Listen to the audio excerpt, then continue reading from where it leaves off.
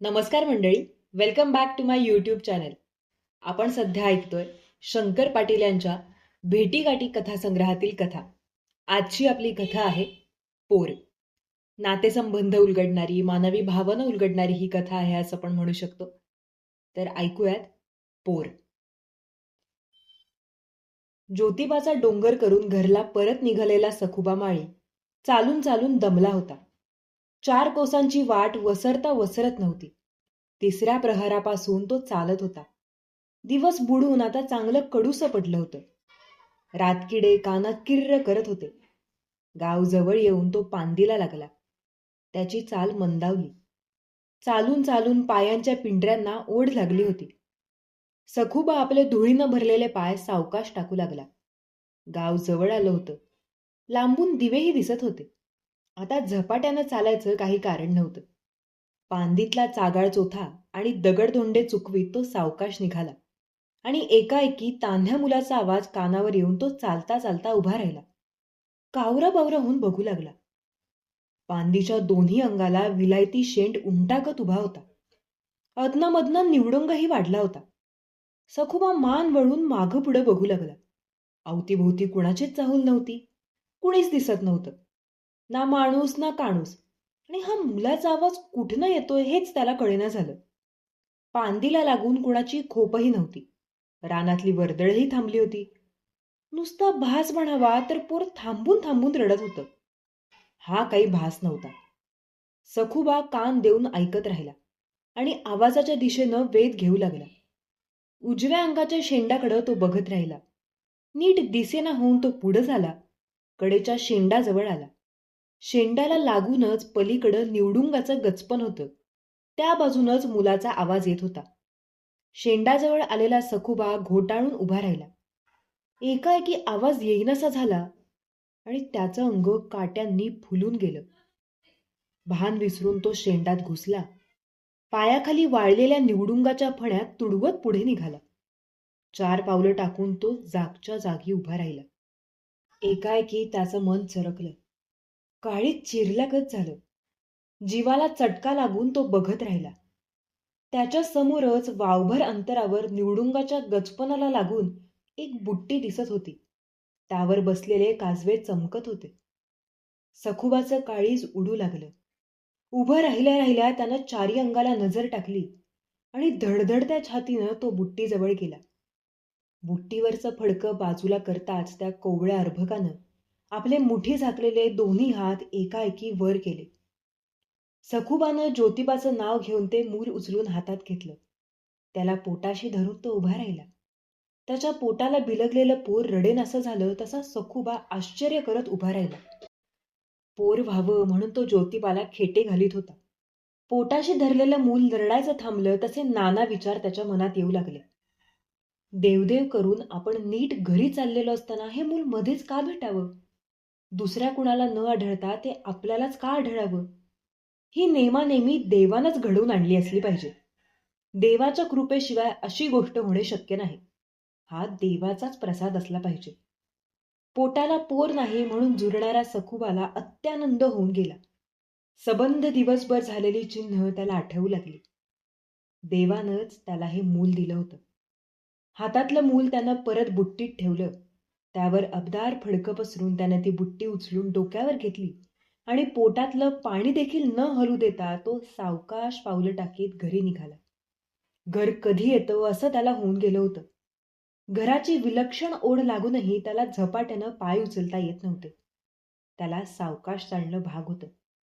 डोक्यावर बुट्टी घेऊन तो दारात आला आणि एक पाय उंबऱ्याच्या बाहेर असतानाच सोप्यात वाट बघत असलेल्या आपल्या म्हातारीला तो म्हणाला, "आई, ज्योतिबा प्रसन्न झाला ग मला." पोराचे हे शब्द ऐकून आईचा सुरकुतलेला चेहरा उमलून आला.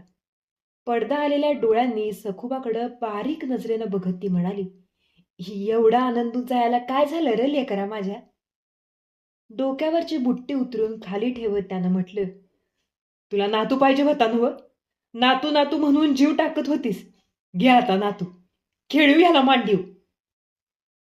त्याच्या या बोलण्यानं म्हातारी यडबडून गेली आणि समोर बुट्टी बघून तर तिची बोबडीच वळली. खरोखरच सखूबानं तान्हं मूल समोर ठेवलं होतं. म्हातारीनं पारखून पारखून बघितलं. बुट्टीत मूल होतं यात काही शंकाच नव्हती. सोललेल्या संत्र्यागत दिसणारं ते उघडं वाघडं मूल म्हातारीनं उचलून आधी मांडीवर घेतलं आणि मांडी हलवीत ती विचारू लागली, कुणाचं पोर घेऊन आलायस हे? काय भानगड आहे ही? आईच्या प्रश्नाला उत्तर देण्याआधी त्यानं विचारलं, कुठे गेली आहे ही? अरे मी काय विचारते ते सांग की. ते सांगतो खरं. ही कुठे गेली आहे ते सांग की आधी. ती गेली आहे मारुतीला तेल घालाय. अरे पर हे मूल कुणाचं घेऊन आला आहेस? सखूबा मनोमन हसून म्हणाला, आई, देवानंच पोर दिले बघ आपल्याला. तिला सखूबाचं बोलणं काही उमजेना झालं. देवानं दिलंय म्हणजे हे काय? हे न कळून तिनं पुन्हा विचारलं, अरे देव तरी कसं दिलं असं पोर? कुणाचं मूल घेऊन आलंयस हे? वाट चालून दमलेला सखूबा पाठ भिंतीला टेकवून सप्पाई बसत म्हणाला, आय, तुला नाही काढायचं हे. मूल वाटत गावलं मला. म्हणजे आपल्या पोटालाच आल्यागत झालं की हे.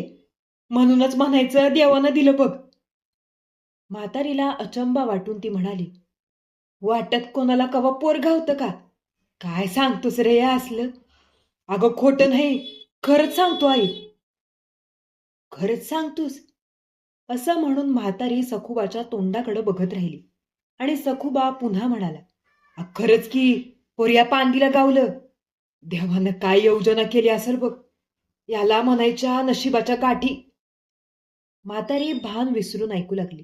मध्ये मध्ये हुंकार भरू लागली आणि सखूबा सांगू लागला, देवाची करणी आणि नारळात पाणी म्हणत्या तशातली गत झाली बघ ही. 4 कोसांची वाट चालून मी पांदीला आलो. चांगलं निवडुंगाच्या गचपाना पतूर आलो बघ. हो काय? एकाएकी पोराचा आवाज कानावर आला नव्ह. म्हातारीच्या अंगावर दरदरून काटा उभा राहिला. घाबरी घट्ट होऊन ती ऐकू लागली. सखूबानं सारी घडलेली हकीकत जशीच्या तशी सांगितली. म्हातारी सचिंत होऊन विचार करीत बसली. तसा सखूबा म्हणाला, अगं आहे, ह्यात कसला विचार करतीस? डोंगराला जायला घरातनं पाऊल बाहेर ठेवलं तेव्हापासूनच एक एक चिन्ह दिसत होतं बघ मला. काय चिन्ह दिसलं तुला? चांदणी उगवाय घरातनं बाहेर पडलो आणि वेशीत आलो तर समोर कुंभार कावळाच पहिला नजर पडला. चांगला शकून झाला की मग ह्यो. डोंगर चढून देवदर्शनाला देवळात गेलो तर माझ्या मोहर एक लेकुरवाळी बाई दिसली बघ. हे बी चांगलंच लक्षण झालं की मग. त्या लेकुरवाळ्या बाईला बघितलं ते देवाला कोडच घातलं. म्हटलं पोटाला मूल दे, दुसरं काही मागणं नाही. म्हातारी ठकली या. पोटाला औंदा मूल दे, पुढच्या सालाला त्याला आणून तुझ्या पायावर घालतो. त्याचं बोलणं संपायच्या आत म्हातारी बोलू लागली, मागणं मागितलंस ते बरं केलंस, पर बोलल्या परमानं झालं तर अमुक एक करीन म्हणलंस का नाही? अगं ते कशा म्हणाय पाहिजे? अरे म्हणायचं, तिथं येऊन पुरणपोळीचं निवद करीन, अमुक एवढं नारळ वाढवीन, दसऱ्यात पहिल्या म्हाळाला एक शेरभर तूप जाळीन म्हणून. सखूबा म्हणाला, हे काय तोंडानं बोलून दावलं नाही, परमानात हायच की.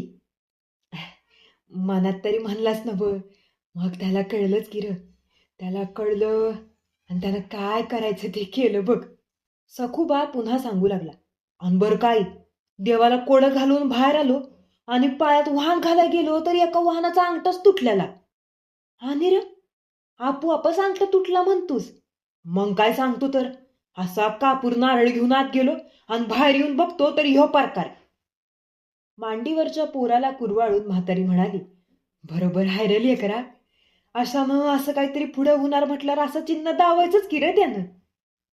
एरवी साध्या दिसणाऱ्या अनेक घटना त्याला आठवू लागल्या. यावर विचार करावा तितका थोडाच वाटू लागला.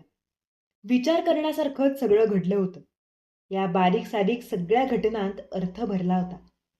आता शांत बसून नीट विचार करताना सखूबाला एक एक गोष्ट जाणवू लागली. तो आठवून आठवून सांगू लागला आणि म्हातारी पोराचं तोंड कुरवाळत बसून राहिली. एवढ्यात सखूबाची बायको देवळातनं परत आली. ती दारात आहे तोवरच तो म्हणाला, ज्योतिबा पावला का आपल्याला? सासूच्या मांडीवर पोर बघून ती आल्या आल्या जवळ गेली. ते एवढंच चिटुकलं गोरव पान मूल बघताच ती खाली वाकली आणि त्याच्या मौसूद गालाला हात लावून म्हणाली, अगं बाया, कुणाचा मूल हो आत्याबाई? अंगाला हात लावताच ते टॅ टॅ करून ओरडू लागले. तसा सखुबा म्हणाला, खरंच ग, आपल्या पोटाला आलंय हे. हिला बघून कसं वरडायला लागलंय बघ की. आपल्या मांडीवरचं मूल उचलून सुनेच्या हातात देत म्हातारीही म्हणाली, घे घे घे, तुला घे म्हणतंय बघ. तुझ्या पोटाला याचं ते दुसऱ्याच्या पोटाला आलंय. तिनं पोर हातात घेतलं आणि पटापटा मुकं घेत ती विचारू लागली, कुणाचं बाळ हो हे? कुणी आणलं एवढं तान्या मुलाला इथं? तिनं मूल उराशी कवटाळून धरलं आणि सखुबा हसून म्हणाला, दुसऱ्या कुणाचं असतंय? आपलंच पोर आहे ते. देव पावला म्हणून काय सांगतोय तर तुला? म्हातारीही म्हणाली, बाई, देवानंच आपल्या पदरात घातलंय का? हे दोघंही गंभीरपणानं सांगू लागले आणि तिला ही सारी थट्टाच वाटू लागली. हर तऱ्हेनं सांगितलं तरी तिला पटेना झालं.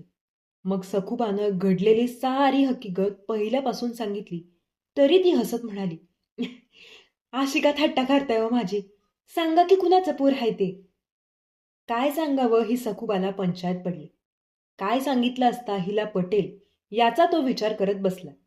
आणि नवरा सांगतोय यावर विश्वास तरी कसा ठेवावा, हे सारं खरं तरी कसं मानावं, हे तिला कळेनाचं होऊन तीही बुचकाळ्यात पडली. एकदा सोडून 100दा तिनं विचारलं. काही केल्या छडा लागेना झाला. कोण घेऊन आलं असेल या मुलाला? कुणी आणलं असावं? कुणाचं मूल असेल बरं हे? असे अनेक प्रश्न तिनं स्वतःलाच विचारले. नुकत्या उपजलेल्या मुलाला कुणी आणणं शक्य आहे का? असा एक प्रश्न मनात उभा राहिला आणि ती जरा चरकली. तिनं आत बाहेर फिरून सारं घरही धुंडाळलं. कुणाचाच मागमूस लागेना झाला. ही भानगडच काही उकलेनाशी झाली. तशी ती निकराला येऊन म्हणाली, काय भानगड आहे ती सांगा बघू. कुणाचं मूल आहे सांगा आधी. अगं मागा धरणं काय सांगायला लागलोय मग आम्ही? ही बुट्टी दिसना का तुला? रानात पोर गावलं ते घेऊन आलोय. ती बुट्टी बघून तिच्या छातीत धस झालं. हातापायांतलं सारं अवसानच नाहीसं झालं. हातातलं मूल खाली ठेवत तिनं पुन्हा विचारलं, वाटत सापडलं आणि तुम्ही घेऊन आला वय? काय विचारतीस सातऱ्यांदा? वय, वाटत सापडलं पांदीला. तिची मतीच खुंटल्यागत झाली. आपल्या नवऱ्याचा भोळसरपणा बघून तिला संताप चढला. जेवाल्या गत ती एकाएकी रागानं बोलू लागली, आता म्हणू तरी काय तुम्हाला? असा कसा निव्वळ शंकराचा जन्म घेतलायचा हो तुम्ही? दुसऱ्यानं टाकलेलं पोर घरात घेऊन आला वय? आणि आत्याबाई, तुम्ही बी खुशाल मांडीवर घेऊन खेळताय वय त्याला? अहो तुम्हाला तर काही कळू नाही. सखुबा पुन्हा पुन्हा घडलेली हकीकत सांगू लागला. दिवसभर दिसून आलेल्या चिन्हांची फोड करू लागला. तशी त्याला खुळ्यात काढून ती म्हणाली, कशाचा शकून घेऊन बसलाय? उद्या शिपाई दारात येऊन उभा राहिला म्हणजे काय शकून सांगणार त्याला? अव देवाने दिलंय म्हणून भागलं का नुसतं? घरादाराचा पंचनामा होईल आणि कोर्टात जबानी द्यायला जावं लागते, माहिती आहे का तुम्हाला? कुठं होतं तिथं ठेवून यावा बरं. उठा तुम्ही, उठा आधी उठा. शिपाई दारात येईल असं म्हणतात सासूचाही निरुपाय झाला. सखुबाची वाचाच बंद झाली. बायको पुढं काही त्याचं शहाणपण चालेल असं झालं. बायकोनं उतच आणला. अखेर तिनं सरळ ते पोर बुट्टीत घातलं आणि बुट्टी त्याच्या डोक्यावर ठेवून ती म्हणाली, यो देवाचा ऐवज देवाला पोचता खरा जावा. उठा, बसू नका. ही काय बैदा आपल्या घरात नको. आवा उठा म्हणती ना बा तुम्हाला, का दंडाल धरून उठवाय पाहिजे? सखुबानं एक वार बुट्टी खाली उतरून ठेवली आणि डोळ्यात पाणी आणून तो त्या तांध्या मुलाकडे बघत म्हणाला, लय याकुळला असेल, दुधाचं एक थेंब तरी घाल की त्याच्या पोटात. असं म्हणून बसल्या जागेसनच तो उठला, लगालगा आत गेला आणि दुधाची वाटी घेऊन बाहेर आला.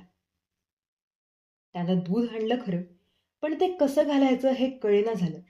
तशी म्हातारी म्हणाली, अरे असं कसं दूध घालतोस त्या बच्च्याला? फडक्याचा एक बोळा घे आणि त्या बोळ्यानं काय पिताय का बघ. फडक्याचा बोळा दुधात भिजवून तो त्याच्या तोंडाला लावू लागला. दुधाचे 2 थेंब त्याच्या पोटात जाऊन ते हातपाय हलवू लागले. तसं त्याला ढवळून येऊ लागलं. परत पोराला घेऊन बाहेर जाण्याची त्याला काही छाती होईना. उघड्या रानवनात त्याचा सांभाळ कोण करील असा प्रश्न त्याच्या जीवाला पडला आणि पोराला उचलायला त्याचे हात काही धजेना झाले. खाली बघूनच तो म्हणाला, बाहेर थंडी वाऱ्यात हे काय करेल ग? रानातली खुशी मांजरं ह्याला जित्त ठेवतील का? उघड्या रानात कसं ठेवू या बच्च्याला? काही न बोलता तिनं बुट्टी उचलून त्याच्या डोक्यावर ठेवली आणि दंडाला धरून ती ओढू लागली. तसा सखूबा उठून उभा राहिला. त्याचा जीव कासावीस होऊन गेला. तो उंबऱ्यात आला आणि त्याचा पाय काही बाहेर पडना झाला. मनात घालमेल उडून गेली. उंबरा ओलांडून तो कसाबसा बाहेर पडला. जीवाच्या करारावर पाय उचलू लागला. डोळ्यांच्या कडा पाण्यानं भिजू लागल्या. समोर काळा कुट्ट अंधार पसरला होता. मध्यान्ह रात्र उलटून गेली होती. पूर आलेली यमुना अवतीभोवती घोंगावत होती. धास्तीनं जीव धपापून गेला होता आणि गोकुळ तर अजून दूरच होतं. आपली जड पावलं टाकत सखुबा चालू लागला. गाव मागं राहिलं होतं आणि तो पुढं निघाला होता. समोरची वाटही धड दिसत नव्हती. यमुनेचं पाणी समुद्रासारखं अथांग पसरलं होतं. वरचा काळा अंधार आणि खाली पसरलेला यमुनेचं पाणी एकच होऊन गेलं. सारं एकमेकांत मिसळून गेलं आणि एकाएकी यमुनेनं भांग दिला. साक्षात वसुदेवांची मूर्ती समोर ठाकली. यमुनेच्या भरपुरातून पावलं टाकीत ती पुढं जाऊ लागली. काळ्या किट्ट अंधकारात पावलं टाकीत सखुबा पांदीनं पुढं चालला होता. निवडुंगाचं गचपण जवळ आलं होतं, पण त्याचा एक पाय त्या पांदीत होता आणि दुसरा पूर आलेल्या त्या यमुनेच्या भोवऱ्यात अडकला होता. ही होती आपली आजची कथा, पोर. काही काही कथा असतात किंवा काही काही घटना असतात ज्यांबद्दल आपण बोलतो की अगदी काळीज पिळवटून टाकणारी घटना होती किंवा गोष्ट होती. मला वाटते की ही अशीच गोष्ट होती. तुम्हाला ही कथा आवडली असेल आणि वाचन आवडलं असेल तर प्लीज माझ्यापर्यंत नक्की पोहोचवा. व्हिडिओज आवडत असतील तर चॅनलला सबस्क्राईब करायला विसरू नका. भेटूयात लवकरच पुढच्या व्हिडिओमध्ये. थँक्यू.